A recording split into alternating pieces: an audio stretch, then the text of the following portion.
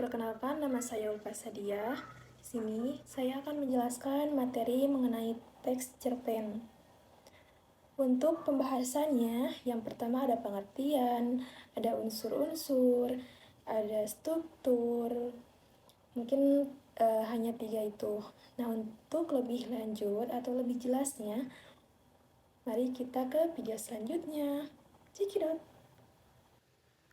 Oke, untuk pengertian. Nah, untuk pengertian sendiri, teks cerpen yaitu sebuah karya sastra atau suatu karya sastra yang memaparkan kisah atau cerita yang isinya kehidupan seseorang yang diceritakan secara ringkas, kemudian fokus ke satu tokoh gitu. Nah, kemudian di dalamnya juga terdapat masalah serta solusi. Teks cerpen ini merupakan karya sastra berbentuk prosa. Nah, sedangkan untuk pengertian menurut para ahli, salah satunya yaitu menurut Sumarjo atau Saini. Mereka menyebut bahwa cerita pendek atau cerpen merupakan cerita fiksi atau tidak benar-benar terjadi gitu. Akan tetapi biasanya bisa saja gitu terjadi kapanpun dan dimanapun, yang mana ceritanya relatif singkat dan pendek. Sedangkan menurut saya pribadi, yaitu teks cerpen merupakan suatu karya sastra yang memuat tentunya isinya menceritakan sebuah kisah yang ceritanya pendek ataupun singkat, yang dikemas ke dalam bentuk cerita yang dibaca oleh pembaca kayak gitu. Seperti misalkan kita membuat teks cerpen tentang kehidupan pribadi juga bisa kayak gitu. Untuk struktur teks cerpen ada beberapa struktur, ada 6, menurut saya ada 6. Yang pertama ada abstrak, yang kedua ada orientasi, yang ketiga ada komplikasi, yang keempat ada evaluasi, yang kelima ada resolusi, yang keenam ada koda. Untuk pengertian yang pertama dalam struktur teks cerpen ada abstrak.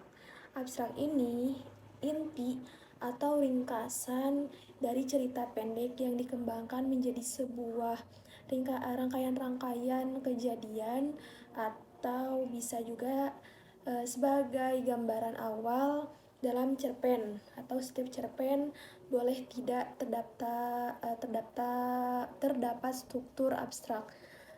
Kemudian yang kedua ada orientasi atau berkaitan dengan suasana atau waktu dan tempat yang berkaitan dengan alur cerita dari cerpen.